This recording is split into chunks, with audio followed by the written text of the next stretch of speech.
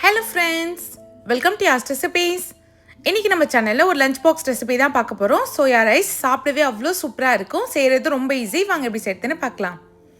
கடாயில 3 ஸ்பூன் எண்ணெய் சேர்த்துக்கலாம். இது கூடவே 1/2 ஸ்பூன் சோம்பு சேர்த்துக்கோங்க. சோம்பு நல்லா பொரிஞ்சதுக்கு அப்புறமா ஒரு வெங்காயத்தை பொடியா கட் பண்ணிட்டு சேர்த்துக்கலாம். கூடவே ஒரு கொத்து கருவேப்பிலை சேர்த்துக்கோங்க. இப்போ இத நல்லா வதக்கி எடுத்துக்கலாம். வெங்காயம் பாத்தீங்கன்னா நல்லா வதங்கி கண்ணாடி பதம் வரணும். அந்த மாதிரி வதக்கி எடுத்துக்கோங்க. நல்லா வதங்கிடுச்சு. இதுல 1 ஸ்பூன் இஞ்சி பூண்டு பேஸ்ட் சேர்த்து நல்லா பச்சை வாசனை போற அளவுக்கு வதக்கி எடுத்துக்கலாம். இப்போ இஞ்சி பூண்டோட பச்சை வாசனை கம்ப்ளீட்டா போயிடுச்சு. இதுல ஒரு தக்காளி பழம் கட் பண்ணி சேர்த்துக்கலாம். சேர்த்துட்டு இதையும் நல்லா வதக்கி விடுங்க. தக்காளி நல்லா வதங்கி குழஞ்சி வரணும். அந்த மாதிரி வதக்கி எடுத்துக்கலாம். பாருங்க நல்லா வதங்கிடுச்சு. மசாலாக்கு 1/2 ஸ்பூன் மஞ்சள்தூள் சேர்த்துக்கோங்க. 1 ஸ்பூன் தனி மிளகாய்த்தூள் சேர்த்துக்கலாம். 1 ஸ்பூன் மல்லித்தூள் சேர்த்துக்கோங்க.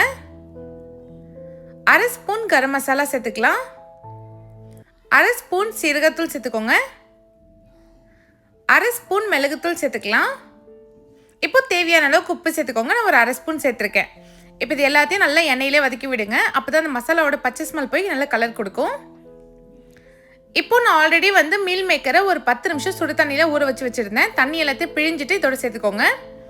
சேர்த்துட்டு இதை நல்லா வதக்கி விடுங்க. அந்த மீல் மேக்கரில் அந்த மசாலா எல்லாமே ஒன்று சேர கலந்து வரணும். இப்போ பாருங்க நல்லா வதக்கியாச்சு. இதை ஒரு 5 நிமிஷத்துக்கு அப்படியே மூடி போட்டு வேக வைங்க. அப்போதான் மீல் மேக்கருக்குள்ளே அந்த மசாலாலாம் இறங்கும். மீல் மேக்கர் பார்த்தீங்கன்னா நல்லா சூப்பராக ரெடி ஆயிடுச்சு. இது கூடவே வடிச்சு வச்ச சாதம் சேர்த்துக்கோங்க. நல்லா தாராளமாக கொத்தமல்லி தழை போட்டுட்டு இதை நல்லா மிக்ஸ் பண்ணி விடுங்க. அந்த சாதம் சோயா எல்லாமே ஒன்று சேர கலந்து வரணும். இப்போ நல்லா மிக்ஸ் பண்ணியாச்சு. ரைஸ் பாருங்கள் எவ்வளோ சூப்பராக ரெடி ஆயிடுச்சுன்னு.